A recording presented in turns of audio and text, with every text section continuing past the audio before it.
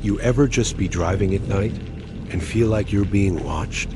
You look in your mirrors and you see this dark shape just sitting there.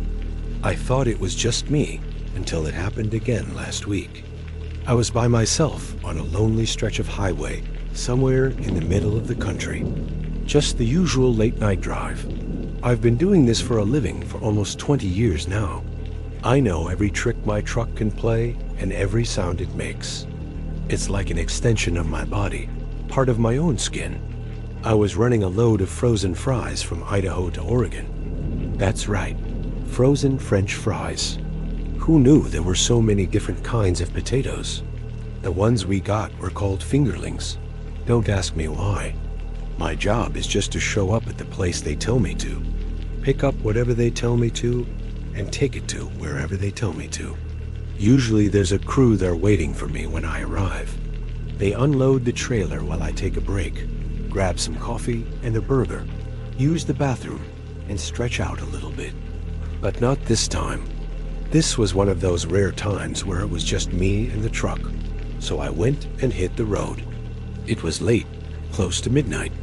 No big deal. I've done this route about a dozen times before. It's a straight shot from Idaho to Oregon. Nothing much to see out here, and that's usually a good thing. It's just a nice, easy drive, beautiful views, all that good stuff. But sometimes when it gets real quiet and real dark, and you're all by yourself on the road, well, it's kind of hard to shake the feeling that something's out there watching you, waiting for you to let your guard down. The road was long and straight and empty. My wipers worked overtime, keeping the bugs off the windshield. The only other sounds besides the engine were the faint chatter of the CB radio and the wind screaming past the cab. Every once in a while, though, I'd catch a glimpse of something moving in my peripheral vision. At first, it was nothing important, just a deer or a coyote or some other critter that just darted across the road and disappeared into the darkness. But I couldn't help but think that it was getting closer. Whatever it was always just out of sight, just beyond the reach of my headlights. But it seemed to be following me. Each mile marker that passed made me more uneasy. I tried to tell myself there was nothing out there, that I was just tired and letting my imagination get the best of me. But then I saw him. He was standing on the side of the road, right in the ditch, and he didn't move. I slowed down because I thought maybe I could help him. Maybe he had a flat tire, or was out of gas or something. But no, he was just standing there staring at me. As I got closer, I could see that he was tall and thin, and he had his hands behind his back. His face was pale and gaunt, and his eyes were dark and hollow. He didn't move. He didn't make a sound. He just stood there and watched me go by. I stared back at him for a moment, but as I drove past, his face twisted into a grotesque smile, and he raised his arms above his head. I slammed my foot down on the accelerator and sped away. When I looked back, he was gone. I told myself it was just some crazy homeless guy. But as the minutes turned into hours and the miles turned into dozens, I couldn't shake the feeling that I was being followed. Then I started seeing other things too, shapes moving in the darkness at the edge of my headlights. Dark figures that seemed to appear out of nowhere and vanish just as quickly.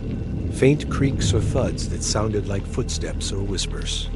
Sometimes I thought I saw faces peering at me from the darkness, just for a split second, but enough for me to catch a glimpse of their twisted grins or vacant stares.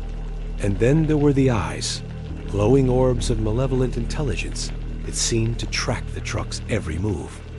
Were these apparitions real, or were they figments of my sleep-deprived imagination? Was I truly being stalked, or was I just driving myself crazy? Each mile marker that passed brought me closer to my destination, but it also brought me closer to the edge of sanity. By the time I reached the outskirts of Boise, I was a sweaty, shaking mess, my heart pounding in my chest, my grip white-knuckled on the steering wheel. As I pulled into the truck stop, I glanced back at the road I had just traveled. In the distance, I could have sworn I saw a dark figure standing at the edge of the road, waving its arms slowly, beckoning me to come back. But when I turned my head to look again, there was nothing there. I shook my head, trying to clear away the image. Was I really seeing things now? I mean, I'd seen one weird guy on the side of the road, but this was ridiculous. I needed to get some rest before I unloaded. After grabbing a shower and a burger, I headed to the truck stop office to check in. The manager looked at me curiously. He was a skinny guy with greasy hair and a faded trucker cap. "You okay?" he asked. "You look like you've seen a ghost." I forced a smile. "Yeah, I'm fine. Just a little tired," I lied. I really did just want to take a nap. Unfortunately, the office was full of flies, so I decided to just go back to the truck and sleep there. As I climbed into the cab, I noticed something strange. The engine was still warm from when I had driven there, but now it was completely silent. I tried to start it, but nothing happened. The battery was dead. Great. Now I was stuck at a truck stop with a broken truck in the middle of nowhere. Wonderful. Just then, a hand clamped down on my shoulder, and a voice whispered in my ear, "You shouldn't be here." I screamed and whipped around to see the manager standing there with a wild look on his face. "What the hell?" I shouted. "Why are you scaring me like that?" He leaned closer, and his breath was foul and hot on my neck. "You don't belong here," he hissed. "This place is cursed. People go missing here all the time. They come to this truck stop and they never leave." He backed away from me, his eyes wide and manic. "You need to get out of here before it's too late," he said. He turned and ran into the office, leaving me alone in the parking lot. I didn't need any more convincing. I threw the truck into reverse and backed out of the parking spot as fast as I could. As I drove away, I could feel the manager's eyes boring into my back, as if he were trying to burn a hole right through me. I didn't dare look back, but I could feel his gaze burning into my skin, a physical manifestation of my mounting dread. I put the pedal to the metal and raced down the highway, desperate to put as much distance between myself and the truck stop as possible. The road ahead of me was dark and empty, but I didn't care. I just kept driving, blindly hoping that I was finally safe. But then I heard a noise behind me, a low growl that seemed to be getting louder. I dared to glance over my shoulder, and my blood ran cold. Standing in the middle of the road, silhouetted against the faint glow of the distant headlights, was the manager. He was grinning at me, his eyes gleaming with a terrifying light. I slammed my foot down on the accelerator, sending the truck surging forward. The manager didn't move. He just kept smiling and gesturing at me with one finger. But as I sped past, I could swear that I saw his lips move as if he were saying something to me. What was he saying? I couldn't quite make out the words, but his tone was clear, unmistakable, and horrifying. He was laughing. He was laughing at me, and then he vanished. I gripped the steering wheel tightly, my knuckles turning white. I didn't dare take my eyes off the road ahead, but I could feel his presence in the truck with me, his dark energy seeping into my bones and chilling me to the core. I didn't know how long I drove like that, but eventually the road ahead began to lighten, and the familiar sight of the rising sun brought with it a sense of relief and safety. Finally, I was safe from whatever evil lurked in the darkness of that truck stop. But even as the sun climbed higher in the sky, I couldn't shake the feeling that I wasn't alone. I kept glancing over my shoulder, half expecting to see the manager standing there with his eerie grin and knowing eyes. But he was gone, vanished without a trace, just like the countless others who had come to this truck stop and never left. And as I finally allowed myself to relax, I realized that the true horror of this nightmare wasn't the dark figures that haunted my drive, but the chilling realization that some things are best left undisturbed. Some places are better left unexplored. I never want to see that truck stop again.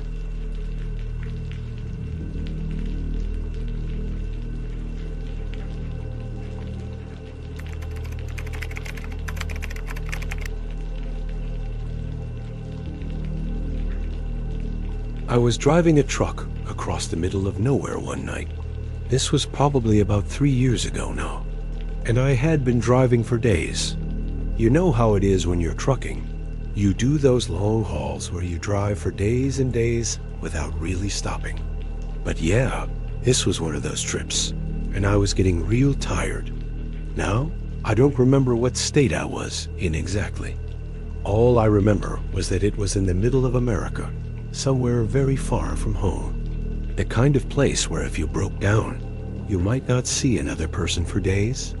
Anyway, I was driving along, and the highway stretched out ahead of me into the darkness. There were no streetlights where I was. It was just the soft glow of my big headlights, illuminating the endless ribbon of blacktop that was the road. I could hear the soft hum of the engine in my cab, and on the radio, some DJ was softly chattering away. The wind was whistling past the cab too, but apart from that, it was just eerily silent. You know, the silence can get to you after a while, especially when you're driving alone at night. It's just endless stretching of empty road and the sound of your own breathing. After a while, I started to get a little jumpy, you know, because you see these weird shapes in the darkness on the edge of your headlights. Sometimes they look like people standing by the side of the road, or weird animals. I did glance in the rearview mirror and see these dark shapes lurking in the back of the truck behind me, whatever they were. I told myself it was just tiredness getting to me, shadows and such playing tricks on my eyes. I took a deep breath and tried to relax, but the unease that had taken root in the pit of my stomach wouldn't go away. I drove on for hours, the silence broken only by the hum of the tires on the tarmac, until suddenly I saw a pair of headlights approaching in the distance. They were coming right for me. I moved to the side of the road, my heart pounding, ready for them to pass and illuminate the darkness with their beams. But they didn't. I watched in disbelief as they slowed, then stopped right in front of me. A giant truck, almost twice the size of mine, was parked right in the middle of the highway facing me, its massive headlights like burning moons in the darkness. As they approached, I could make out the silhouette of a man in the other truck. He was leaning out of the window, waving frantically, his arms moving like a windmill in the night. I rolled down my window and yelled at him, "What are you doing?" But he didn't answer. Instead, he continued to wave, his face pale and drawn in the harsh light. Fear coiled in my gut, squeezing tight. I wasn't sure what to do. Should I have driven around him? Maybe, but something in his frantic gestures made me hesitate. What if he wanted to talk to me? What if he was lost and needed directions? I mean, I couldn't just leave him stranded on the side of the road, could I? Taking a deep breath to calm my racing heart, I climbed out of my truck and walked towards the stranger. As I got closer, his face swam into focus, and I could see the wild look in his eyes, his skin deathly pale, his clothes torn and dirty. I couldn't help but shiver. There was something deeply unsettling about him, something that sent a chill down my spine. I called out to him, "Hey, you okay? Do you need help?" My voice echoed in the vast emptiness of the night, swallowed by the darkness. The man didn't respond. He just kept staring at me, his eyes wide and unblinking. His gaze was intense, unnerving. I felt a prickle of fear on the back of my neck. Something wasn't right here. I could feel it in my bones. With a sudden burst of adrenaline, he lunged at me, his arms outstretched. I stumbled back, tripping over my own feet, my heart hammering against my ribs. Scrambling to my feet, I ran back to my truck. My mind racing, I fumbled with my keys, adrenaline pumping through my veins. Finally, the engine roared to life, and I slammed my foot on the accelerator. The truck lurched forward, swerving slightly as I fought to regain control. I didn't dare look back. I just kept driving. The image of the man's crazed face burned into my retinas. The truck roared down the highway, its powerful engine a comforting sound in the darkness. I gripped the steering wheel tightly, my knuckles white, my eyes darting from side to side, searching the road ahead. Suddenly, I slammed on the brakes, skidding to a halt. I could have sworn I saw a dark figure sprinting across the highway in front of me, but when I looked again, there was nothing there. Just my own racing heart. Was I imagining things? Was the stress getting to me? I shook my head, trying to clear it. No, I was definitely not imagining things. I saw that dark shape on the side of the road. Tell you what, though, I decided to stop for the night anyway. So I pulled off at the next exit, found myself a motel, and parked up for the night. I didn't sleep much, to be honest. I sat in my truck, engine running, listening to the rain lash against the cab. Every time the lightning flashed, I could see the dark shape in the corner of my eye.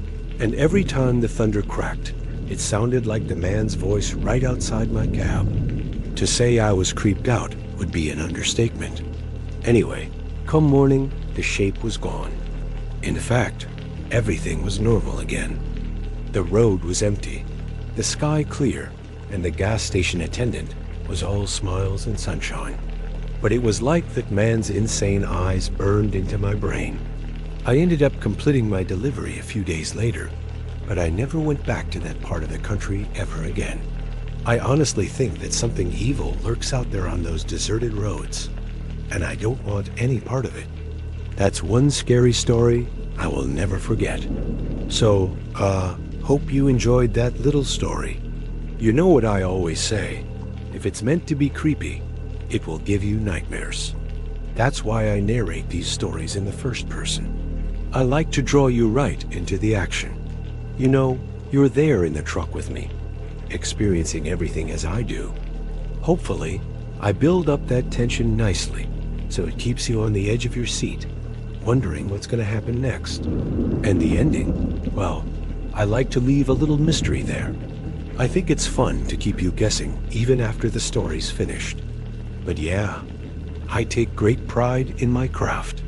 I love bringing these stories to life and sharing them with you guys. Honestly, I could keep talking about this stuff all day, but I gotta wrap it up soon. You know, I've got another story to prepare for tomorrow, so if you like the story, show some support. I always appreciate it. And yeah, if you haven't already, go ahead and hit that subscribe button. I post new stories every day of the week, so you're sure to get plenty more creepy tailies. So, thank you for watching. Have a nice day, stay safe, and remember, some things are better left unknown, and some places are best left unexplored.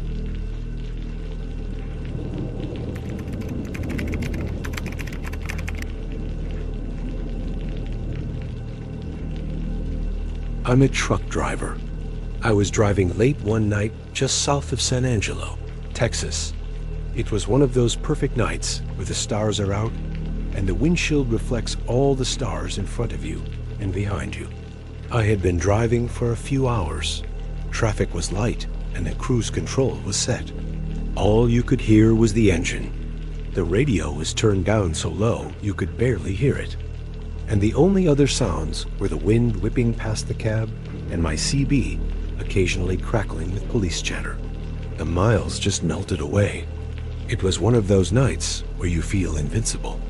You know, the road is yours and nobody else is out here.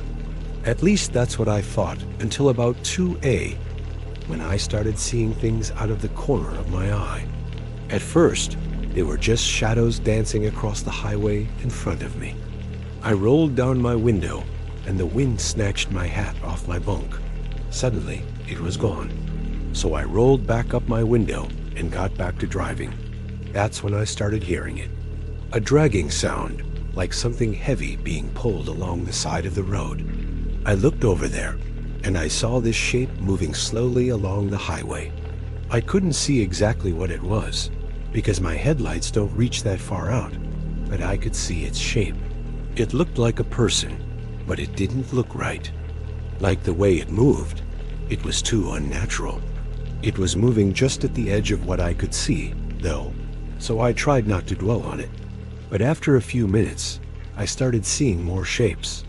They were always at the edge of my headlights. I never really saw them clearly, but I knew they were there. Then I heard footsteps. At first, it was faint and just seemed like it might be from cars passing by. But then I realized that the dragging sound was still there, and the footsteps were getting louder. The little hairs on the back of my neck started standing up, and I felt a cold pit forming in my stomach. I thought about pulling over, but this was West Texas, and there's nothing out here. There's cows, oil derricks, and tumbleweeds. You can't pull over here. You just keep driving. So I did. I kept driving straight through it, but then the footsteps stopped, and suddenly I could hear them behind me. I mean, really behind me. I didn't look around to check, because I knew I wouldn't see anything. But I could have sworn I heard footsteps running alongside my trailer. I could even hear them on the other side of the truck, like it was all around me. I could feel my heart pounding in my chest, and I don't think I was breathing anymore. My lungs had stopped working. My whole body felt numb except for my fingers, which were white knuckles on the steering wheel. And my eyes were locked onto the road in front of me, searching for whatever was out there. And then it happened. Something darted across the road in front of me. I slammed on the brakes and swerved. I don't remember which. I don't think it mattered. I remember thinking, oh God, oh God, oh God. And then my foot hitting the brake, and then nothing. Just silence. When I came back to myself, I was still driving, but the road was empty. My engine was loud in the cab, and I could hear my own breathing. And then I could hear it again. Footsteps. I mean, really close now, right outside the door. Now I'm really scared, because when I stopped, I didn't see anything. I checked the mirrors. Nothing. But then when I stopped, I could hear it right there. I could hear it in the cab with me. So I started driving again. The moment I started moving, the footsteps stopped. I slowed down and they started up again, but farther away. Once I picked up the pace, they faded into the distance. I felt like I was being stalked. Like I was being hunted, and whatever was out there was waiting for me to stop, so it could get closer. This went on for about an hour. Every time I stopped, it would come closer, and every time I picked up the pace, it would fall back. And I'm telling you, this is messing with my head. I start second-guessing everything. Was I imagining this?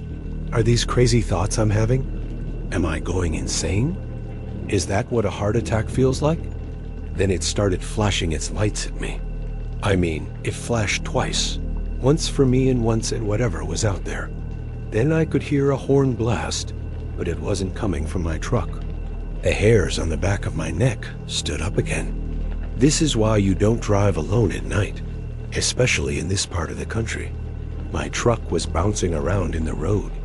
I could feel the tires straining to keep traction on the wet pavement. I don't remember swerving or braking hard, but suddenly I was skidding sideways in the road. The world spun around me, and I saw the asphalt and the road signs, and the rain flying past me. And then I was back in the truck. I could feel the seatbelt digging into my chest, and my knuckles were white on the steering wheel. The wipers were going crazy, and the truck was shaking violently. The lights were flashing, and the horn was blaring. I could feel the vibrations in the cab. The glass was rattling in its frame, and I could hear something moving around outside the truck. I don't remember how long this went on. Maybe a minute, maybe an hour. Looking back, it was probably one of the scariest minutes of my life. The violent shaking suddenly stopped. I could feel the cab rocking gently, like the truck was floating. The horn was still blaring, though, and the lights kept flashing. I reached over and turned on the dome light, and it made the rocking worse. I remember thinking, oh God, please make it stop. And then it did. The horn cut off. The lights went away and the rocking stopped. I was silent. There was only the sound of the rain and my own breathing. I sat there for a moment, trying to figure out what just happened. Then I started to panic. What if it gets back in the truck with me? What if it's already in the truck with me? I don't know if it was 2 seconds or 2 minutes. All I know is that I floored it and swung the wheel hard, and I was glad that there was nobody on the road. I mean, if anybody had been there, they would have seen me swerve wildly and go flying off the road. I wasn't worried about myself or the truck. I was worried about what was out there and what it might do to somebody. Finally, when I felt like I was a safe distance away, I pulled off the road and parked under a bridge. I sat there for a while, just letting my hands, which were shaking violently, drop off the wheel. The engine was still humming, but it was drowned out by the sound of the rain. I could still hear my own breathing, but it didn't seem so loud anymore. I pulled out my cell phone, but there was no signal out here, so I put it back in my pocket. I drove the rest of the way to San Angelo without incident. As soon as I got to my hotel room, I locked the doors and called the police. Yeah, the cops came out and they searched the area where it had happened, but they didn't find anything. I swear to you, if you look at the dash cam footage from the police cars, you'll see me weaving in the road before I swerve off. You can even hear the horn and see the flashes from the emergency lights. So maybe I'm the crazy one, but I'm telling you what I saw and what I felt. Some people say I imagined it, but I swear to you, we were out there together for a long time. And I can still hear it sometimes when I'm driving, just a faint sound behind me. Sometimes if I catch a glimpse in the mirror, I can see a shadow. It's gone as fast as it comes. I don't want to think about it too much, but I just wanted to tell someone. So that's why I'm telling you.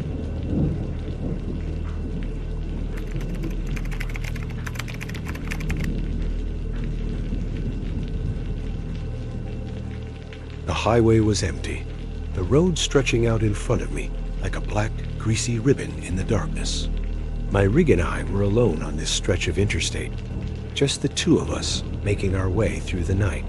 The engine hummed its soft, steady song, and the radio in the cab played some tinny, forgettable country tune. Somewhere in the distance, a lonely truck stop glowed with the neon promise of coffee and company. But we weren't stopping. Not yet. I rubbed my tired eyes, blinked against the gritty heat, and turned up the volume on the radio. I needed to stay awake. How much longer had we been on the road? My internal clock said 2 a.m., but it could have been 3 or 4 for all I knew. I hadn't seen another car or truck in what felt like hours. No other vehicles meant no other drivers, which meant I didn't have to talk to anyone. And that was fine by me. I love my job, but sometimes, mostly when I'm running solo, it can get a little lonely out here. A man's gotta do what a man's gotta do. Then the first weird thing happened. My truck, a big Peterbilt 379, started to slow down. I glanced at the fuel gauge. It was nearly empty. Come again. I thought we had another 200 miles to go at least. Had I missed something? I pressed the accelerator, but it wasn't responding the way it should. Then I heard it, a slow, rhythmic clink, clank, clank coming from somewhere inside the trailer. I stopped at the next exit and got a motel room. In the morning, after a breakfast of stale donuts and lukewarm coffee, I went out back to check the trailer. Nothing looked out of place. The cargo door hung open, revealing rows upon rows of shiny new aluminum cans. I work for a beverage company, hauling their products from their various plants to distribution centers across the country. We don't get much in the way of overtime these days. So when I saw the open door, my mind went immediately to sabotage. Someone had wanted to make things difficult for me. Or worse, they wanted to make me pay. I closed the door, double-checked the locks, and got back on the road. The engine noise seemed louder now, more strained, like the gears were grinding. But I pushed on, telling myself it was all in my head. Then I heard it again, the rhythmic clank, clank, clank, seeming to come from right above me. I looked up at the ceiling of the cab. What in God's name? I imagined a huge metal spider crawling around up there, its many legs clanking together like castanets. I tried to tell myself it was just some loose panel in the roof, just some trick of the light, just a branch scraping along the side of the trailer. But then the trailer door flew open, and my blood ran cold. Inside the rows of cans, hundreds of them, were stacked haphazardly, not in neat little columns like they were before, but in a jumbled pile that had me wondering if an earthquake had hit in the middle of the night. I stumbled out of the truck and into the soft, dark earth. Something was very wrong. Wrong. I told myself I was just tired and hungry. That was all. I was overthinking everything. So I did what any reasonable person would do. I opened the first can of Coke I saw, drank deeply from it, then slammed it shut and got back in the truck. As I drove off, I kept glancing over my shoulder at the trailer, imagining it coming alive, those thousands of cans turning into a monstrous metallic centipede that scuttled after me on 8 legs. And then the nightmare came true. The trailer lurched violently, throwing me off balance. I fought to keep my grip on the wheel. Was that a brake I heard? No, not a brake. A sickening crunch of metal on metal. The trailer was gaining speed, careening toward the ditch. I wrenched the wheel to the left, fighting to control it. I slammed on the brakes, but they weren't working. They hadn't been working for a while now. Oh God, what have I done? The cab rocked violently as the trailer jackknifed.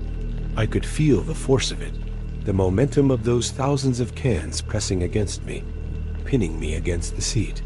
I clawed at the door handle and flung it open. Adrenaline surging, I scrambled out of the truck and away from the wreck, keeping one last, lingering look over my shoulder.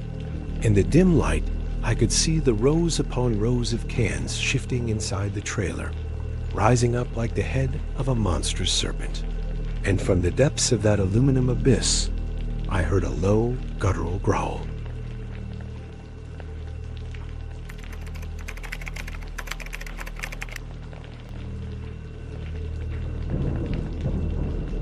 The truck is all I've got, and the highway is all I know. I drive these endless roads alone at night, just me and the ghosts of the motor pool. The low-beam headlights cut through the darkness and reveal long sweeping curves ahead, always more road, never an end. It's lonely out here. The sound of the engine is constant, a dull, deep thrumming like a gigantic insect vibrating its wings to keep airborne. Sometimes it feels like my mind is split wide open and the highway is pouring into me, seeping into my eyes and ears. And if I stop listening to the engine, then something else will crawl inside and make its home in my brain. So I listen to the engine. It's my lifeline. When I wake from one of my micro-sleeps, I realize the highway has changed. Before I knew it, I've left the old road behind. This new stretch is straight and true. 4 lanes of black tar and white lines. I don't remember driving this bit before. There's no traffic, only me. Alone, I'm going too fast. I slam on the brakes and feel the big rig dive. I steer hard to avoid the concrete barrier. Too slow. I'm not slowing down enough. I can't get off this road. I have to get off this road. But the exit seems a long way off. I grip the steering wheel tighter, knuckles white against the worn leather. My breath comes faster, shallow gasps. In the passenger seat next to me, the box shifts and I jump, slamming the wheel back in my lane. What was that? The box is full of old VHS tapes. I haven't touched it in weeks. There's a whisper through the static on the radio, a voice saying over and over again, "Go, go, go." I turn the volume up, straining to hear anything else, anyone else. Only the voice keeps rising and falling with the music. Go, go, go. Is someone trying to tell me something? My gaze is pulled to the shoulder where something large and dark seems to be waiting. I press harder on the accelerator and pass by. I don't want to look again. But when I glance at the rearview mirror, I see it. A shape like a man standing motionless on the other side of the guardrail, watching me pass. Then it disappears, I blink away the sweat stinging in my eyes and try to refocus on the road ahead.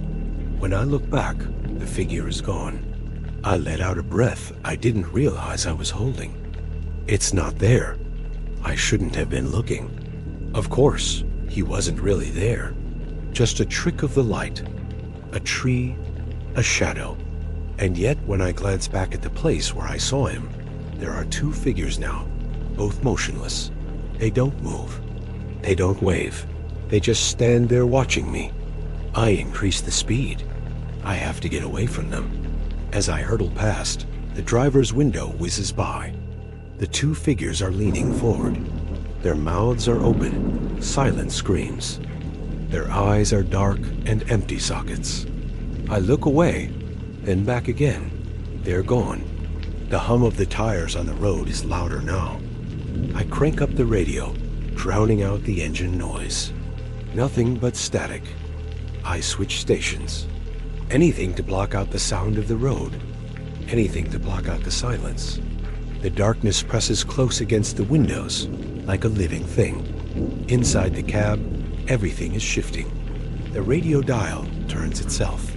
The gear stick moves. The boxes in the back seem to breathe. I watch in horror as the darkness in the corners of the cab begins to take shape. I feel like I'm losing control. Is it sleep deprivation? Am I breaking down? Or is something else happening to me? I pull off the road and brake hard. I have to get out of the cab, get some fresh air. Maybe I can see better outside the truck. In the distance, I see a house with lights in the windows. Relief floods me. A human dwelling, a place of safety. I walk toward the house, then freeze. Something is wrong. I look back at the truck. All of the lights are off. My hand trembles as I reach for the doorknob. How did I miss that before? There isn't a single working light on the truck. I had sworn the parking lights were on when I got out. I rush to the truck, heart pounding. But when I look inside, everything is different. My tools and supplies are gone. The sleeping bag in the corner is ripped and deflated. The cab is bare, and in the driver's seat sits a single black leather glove. Where am I? Who took my stuff? I stumble back. On the road, the taillights of another truck appear in the darkness. Thank God, someone can help me. The truck pulls over next to mine. The door opens and a man steps out, tall and lean with a face hidden in the shadows. He approaches me, and I step back. Why did I get out of the truck? What was I thinking? He doesn't speak. He doesn't need to. I can read his thoughts. He wants to help me. He knows something's wrong. I shake my head. I can't tell him. I don't know what happened. He looks at the glove in my hand. You dropped this, he says. His voice is rough and tired. He takes the glove and puts it on his right hand. It fits perfectly. Do you know what road this is? I ask. He looks at me, then back at the road. What road isn't this? He asks. I don't know, I say. I think I'm lost. He nods understandingly and steps closer. Get in, he says. I'll drive us to the next town. We can get you some food, maybe some coffee. But when I look into his face, I see something terrifying. One side of his face is covered in thick, dark hair. The other is clean shaven. It's like looking into a funhouse mirror. I recoil. Are you a monster? I ask.